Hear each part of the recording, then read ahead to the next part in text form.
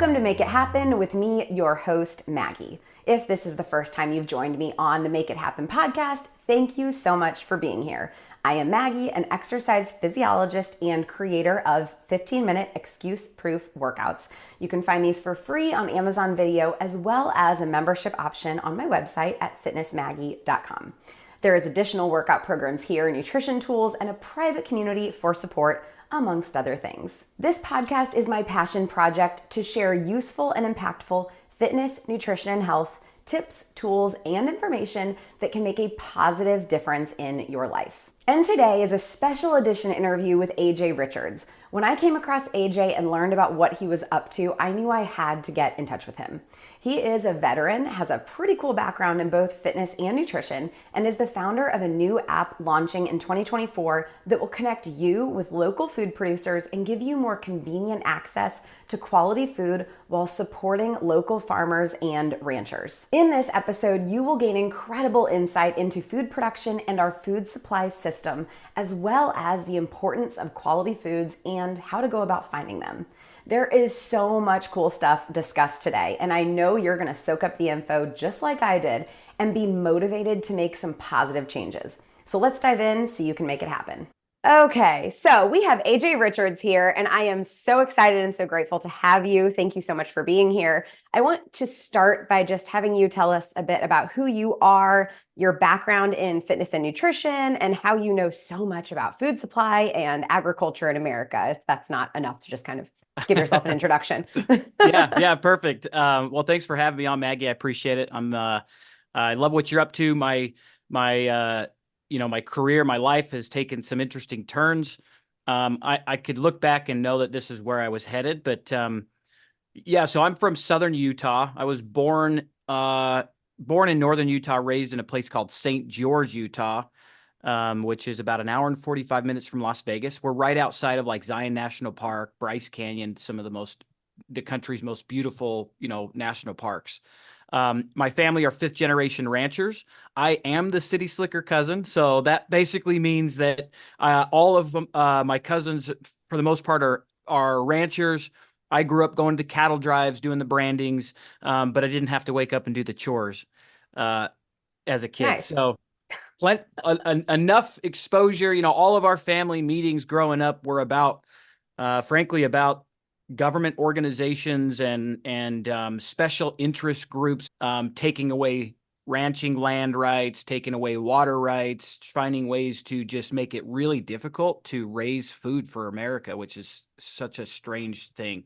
So I grew up being exposed to all of that. I ended up in Phoenix, Arizona, selling pest control after I got home from Iraq because I served in the military, and ended up in Phoenix, Arizona, selling pest control, and then I got exposed to CrossFit.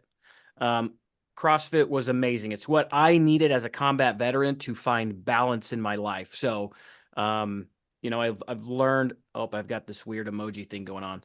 I thought that was good timing. It's an update. Yeah. So I got to be careful with my thumbs up. So, but anyway, I did a lot of research. I actually ended up in self-development. I told you a little bit about that, and we can get into that.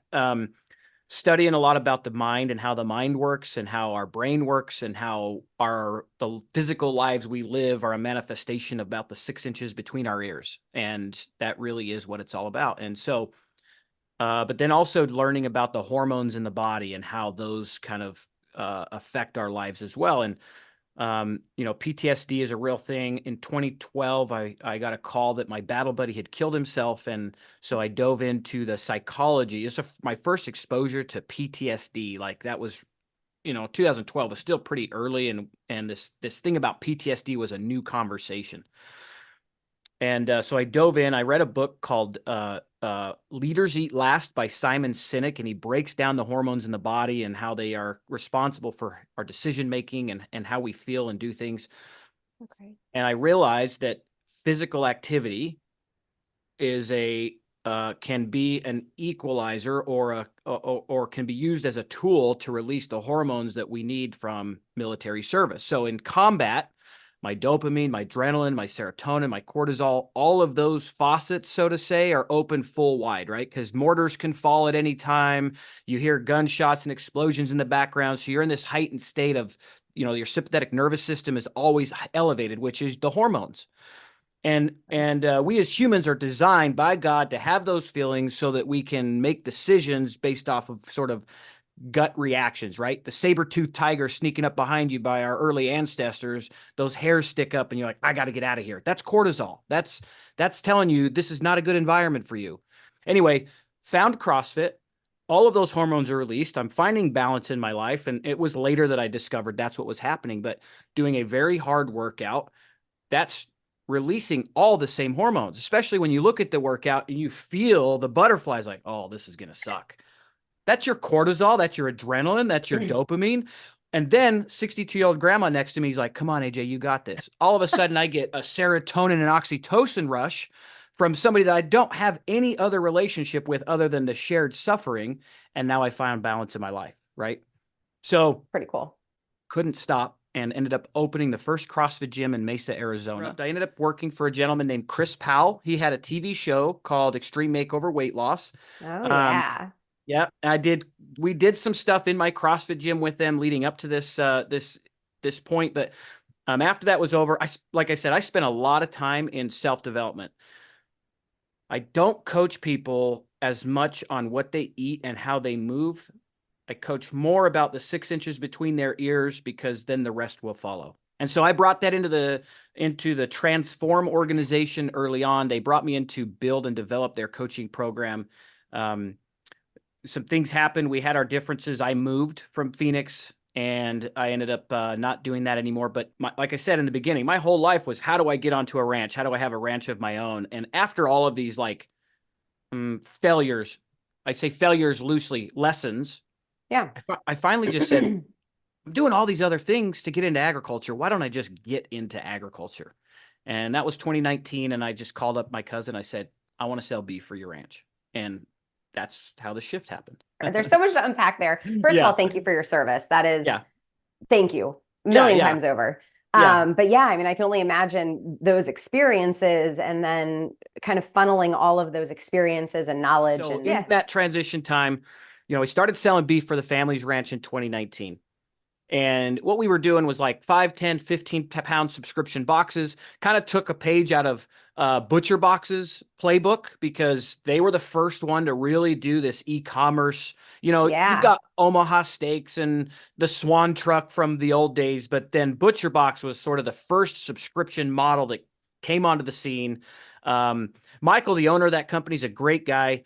I don't agree with how they do their sourcing, but to each their own. He's built a phenomenal business, but their beef is all foreign. They import it from other countries. And so, and most people don't know that. They have got a really good marketing team that people just assume it's all local or whatever. And it's not. Right. They got me, which we're going to talk about more about marketing and labeling and all of that. Yeah. But that was my assumption, is that that's where Butcher Box products were coming from. Yeah, for sure. But outside of that, Michael's the inspiration for many people, I believe. Butcher Box. So they've done, actually, on one hand, it's like, it's disappointing it's foreign, but on the other hand, because of what they did, they've inspired hundreds, if not thousands, of ranchers to do the same. So two things can be true at the same time, and that's certainly one of those cases. And so we kind of followed that model and started it, and then COVID hit, and lots of things changed for lots of people, including in our industry. Mm-hmm. How did that? I'm just curious. Like, what kind of impact did you feel, especially just starting out on that journey? Yeah. Well, sales grew immediately. Because people were ordering in and wanting and they were getting concerned, and then the food supply chain broke. Our existing oligopoly of the big ag crumbled, because that only works when all things are working. It's such a complex web of global supply that it works so well when things are working. And they did for, the shift happened when Reagan changed antitrust laws in the 80s. Okay. And so we're living the consequences of a decision that was made in 1980. What was that? Yeah, so that was the antitrust laws. So when what Reagan changed was that this company could buy out this company and become a bigger company.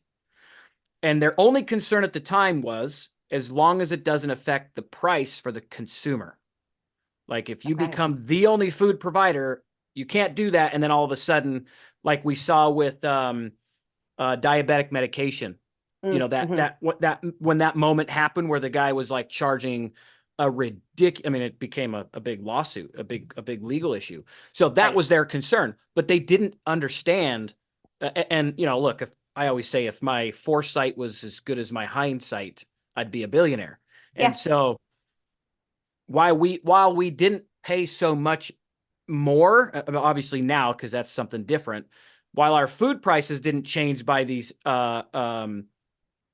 companies buying up smaller companies and becoming bigger, it did put our producers out of business. I mean, we're down to about 1% of our nation still growing our food. It's because it got centralized. So what happened specifically was, because they were centralized, when the big slaughterhouses, so you have four companies, JBS, they're a Brazilian company. They're the Okay. largest meat company in the world globally.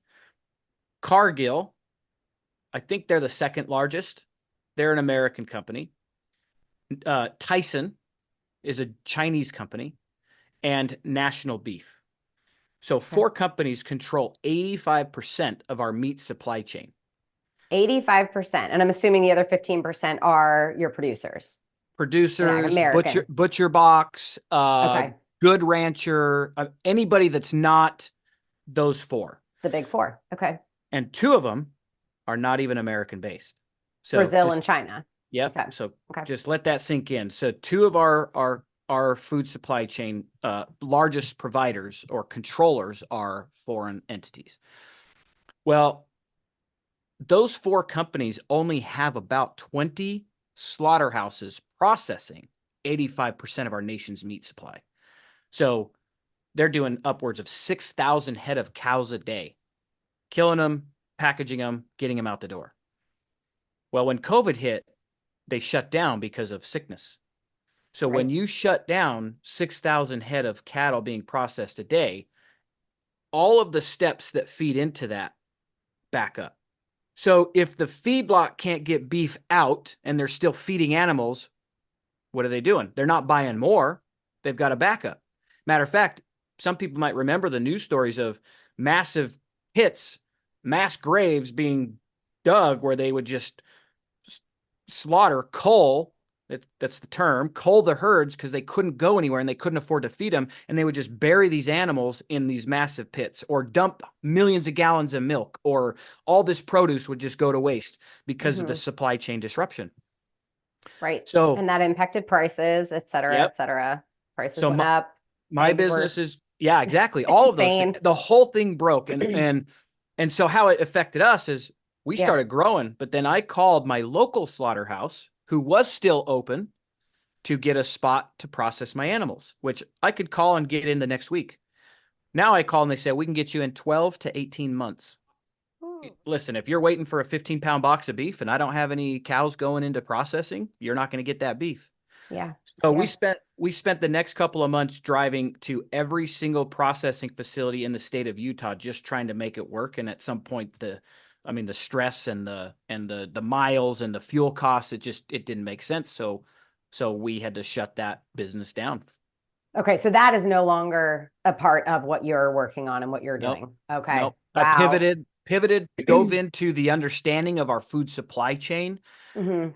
And So you've definitely shared that the food supply system seems very broken. Also, the production and actual quality of food that these like big four and other, it's not just yes, them, but the big four and ag are producing, like that the foods aren't as healthy as maybe they once have been. So this podcast is all about making things simplified and trying to help people to do the best that they can in order to improve their health, their nutrition, their mm-hmm, fitness, mm-hmm, anything that's kind of related. So from the standpoint of everything that the production quality of food from your knowledge and what yeah. you have experienced, talk about that a little bit. Yeah, no problem. So there was a shift in our country after World War II. They had all of these extra war chemicals, and they thought, what are we going to do with these? These things are really good at killing.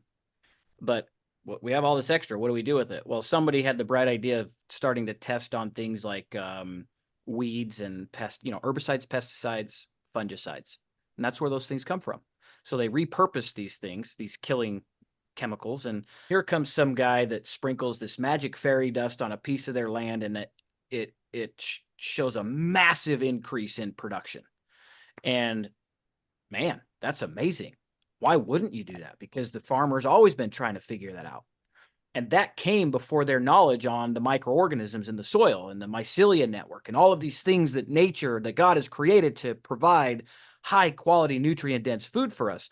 They didn't have that knowledge. I think they were connected to the earth, but then here comes somebody with a really good sales pitch. Like our whole world, if people understand that your whole life, your entire life, everything you believe and see and do is done because of really good marketing. Yep. Like king. Yeah, a good example is deodorant. Deodorant didn't exist forever, and then all of a sudden, hey ladies, you don't want to smell bad for your man, so put this chemical under your armpits. Well, they sold all the women, and they're like, well, we want to make more money. Hey, gentlemen, you shouldn't smell like a pig's, slop yard. Here's some same thing, but they've maximized their revenue with the women. So now let's go after the men. It's all marketing. All of it's marketing. Mm-hmm. So these guys selling fertilizers, same thing. Look at what we just did. We just increased your yield. We didn't know that we were nuking all of the biology in the soil. Like we were taking soil to dirt. Like there's a difference. It's not even just about the food quality outcome, but about what we're actually doing to the ground we live on. That's right. Doing things the way that our great grandparents used to do them. Because now the life in the soil gives the life inside your food, which gives the life to our bodies. Right now, that's on the vegetable side. On the meat side, we separated our food from its food. So we took livestock off the earth, out of nature, out of natural pastures, and moved them into confiscated CAFOs are called, concentrated animal feeding operations, feedlots. And so now we're monocropping millions of acres of corn and grain and soy, hauling it to a feedlot and feeding it to the animals, all with the intention and focus on how fast can I fatten this thing, because time is money. And the faster I can fatten this thing and get it on the store shelves, the less money I'm spending getting it there and the more money I'm going to make on the back end. People's health be damned. Like that's not the consideration. Why? Because I'm a corporation and my sole responsibility legally is increased revenue. Yeah, it's all for the profit. Yeah, and by the way, I have to.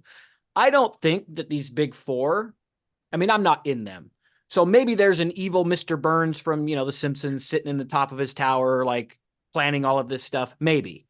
But I think by and large, it's just decisions being made on a spreadsheet. And that's what's driving this.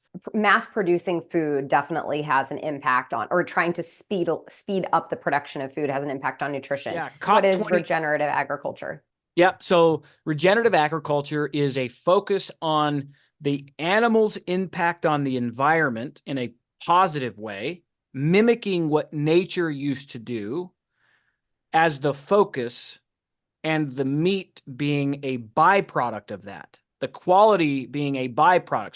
So it's the opposite of my focus is to get it fat as fast as I can to sell it, right? It's on the dollar, versus regenerative agriculture is how do I create a thriving ecosystem in my soil by utilizing my ruminating animals. So the animal almost changed it. The mindset of a regenerative producer changes from I'm a beef raiser, terrible language there, to I improve my soil using ruminating livestock. The byproduct of that is a phenomenal product that feeds us very well, right? Okay. And then they also find when they adopt those practices, I'm actually making more money because I'm not spending money on fertilizer. I'm not spending so much money on diesel fuel tilling my soil. I'm not doing all these, they call them inputs, right? I'm not paying all these inputs. Instead, I'm just rotating. And so the process, by the way, is the way nature used to exist is we had 60 million bison roaming, let's just say 60 million bison roaming the West. And you also had wolves and bears and coyotes all around these massive herds looking for the weaklings. And because you had that, they called that predator push. So it kept all of those herds bunched together and always on the move. So their manure is fertilizer. It is, God knew what he was doing when he put all this together. So a ruminating animal, that's elk, that's deer, that's bison, that's beef, that's goats, they're called ruminants. Okay. When they eat grass, it goes through a process and comes out the other end as fertilizer. Then dung beetles and other insects come along and they drill that manure into the soil, which now they're re-fertilizing, nitrogenating the soil, all of those practices, so that by the time those animals come back around on their annual cycle, that ground has had a year of rest. It had all that manure so thick that just spurred the life in the soil. And I mean, there's a lot to it. When a cow or bison bites the grass, the saliva on their tongue actually feeds the microbiology in the plant. I mean, it's nature works as a whole. Yeah. That's the bottom line is that nature works as a whole, right? It's a circle. Mm-hmm. As soon as you remove one piece of that whole, you've broken the cycle. Impacts the whole system. Yep. Yeah. And our food supply chains are being thought of. The big supply chains are being thought of from an engineering mind, and engineers like to get the problem solved. So it's shortest distance between 2 points is a straight line. So now you take that circle and you flatten it, and now you've lost everything that existed as a whole. So that's what regenerative agriculture is. And because of that, we get really phenomenal nutrient dense food. You know, the nutrient density. So my friend, RC Carter, he owns Carter Country Meats. They sent me a report. They sent their product in to be tested, and it was tested against corn and grain finished and grass-fed, grass-finished, meaning what that could mean, by the way, is all I gave it was alfalfa, one species of grass.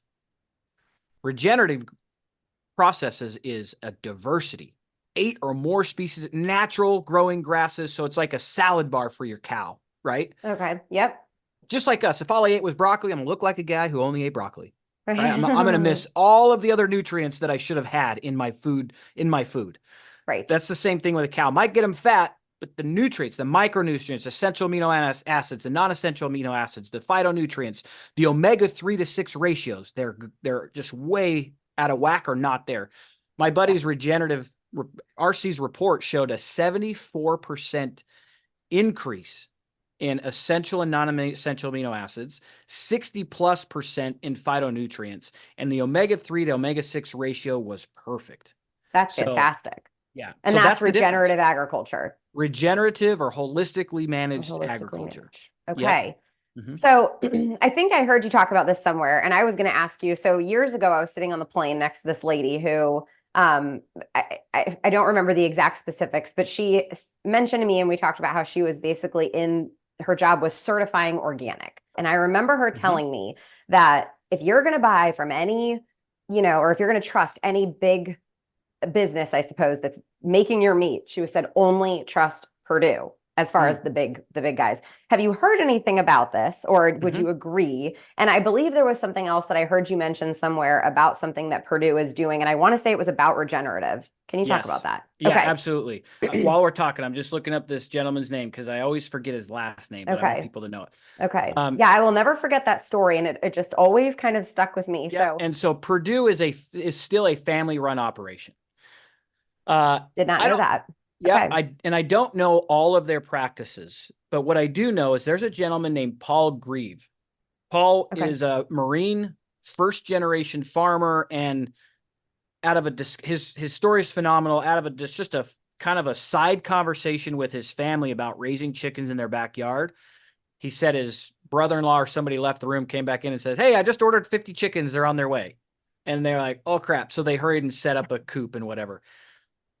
Well, that's called pasture bird today. And pasture bird is probably the best place. I know there's others, like your local pasture raised farmer and rancher.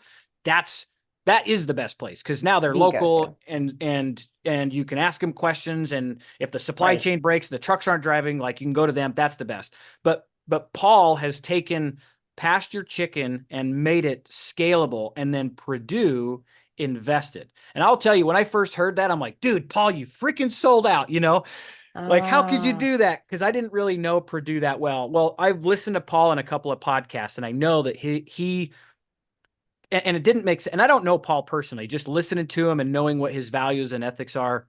I yeah. was like, why would you do that? But I listened to him on podcast, and he had a great point. He's like, man, if one of the large companies wants to get involved and shift direction, they've got the capital to do that on a level that the small guy like me can. Why wouldn't we help them make the transition? So from that, they have built the world's largest electric mobile chicken coop. It's 7,000 square feet of covered space. And what it does is, and you can go on to Pasturebird or Paul Greaves' LinkedIn and see a live video of that thing moving in action. And so they're Oh, raising cool. birds on pasture, and it moves every so often. So those chickens have fresh ground to scratch and peck and be a part of. The secondary benefit is the nitrogen levels in their manure. Like, what they like to do is go by ground that was nuked by chemical agriculture. Like, you look at it and there is nothing growing. And they run their chicken tractor through there, and by the next Oh, season, you can just see an ecological change that just blows your mind. So, really? yeah, so Purdue invested in Pasturebird. They scaled this process, and so far, from what I'm seeing, they haven't cut corners to make it more profitable, but they're doing something like millions of. Listen, we have 327 million mouths to feed in our country. So I want to be clear that in all of this discussion, I am not saying that we need to stop what we're doing today and go a different direction, because we would have millions of people starve to death if we did that. Because we don't have We the production. we're down to less than 1%. Those hands are gone. We have 700,000 ranchers estimated in our entire nation left. So And if how many we were there years and uh, years and years ago? Do you know? like like it used to be 70% of our population was Okay. growing food. But what people will always need is food, shelter, and safety. And if you're involved in one of those things, you could have a stable career. Pretty good job Um, security. yeah, and Yeah. food being our most forsaken industry, but the most important thing we need as human beings, I would suggest going there, And with COVID, a lot of people are going into homesteading, so it's cool to see that shift. But anyway, Yeah. but yeah, that's why we can't turn it off or we have a problem. So anyway, Pasturebird is a really good one. They're through Purdue. They've merged, and things seem to be going. The Going integrity well. seems to be intact there. That's good. That's good. So yeah. So I'm going to switch gears for a moment. With your nutrition background and with CrossFit, you said you also done some fasting. I heard that Yeah. somewhere. Yeah. Okay, Yeah. so big fan of fasting over here, and I talk about it a Yeah. lot on this podcast and with my members base and all of that. But I think that something I wanted to ask you was, obviously there's a weight problem in America, there's a health problem in America from, chronic disease and everything. In a recent episode, I talked a bit about how the integration of both fasting and having more in the way of quality whole foods, non-processed foods, can not only lower your grocery bill, but also help with this. So I know we've talked a lot about the whole foods and where they're coming from and the actual micronutrient content, but also maybe with fasting, I would love to hear your thoughts on that, if you maybe agree. If you're hungry for more from AJ, don't worry, I've got you. Next time, we're diving more into fasting, the gut microbiome, food labeling, and so much more. Don't miss it, and we'll continue to make awesome things happen.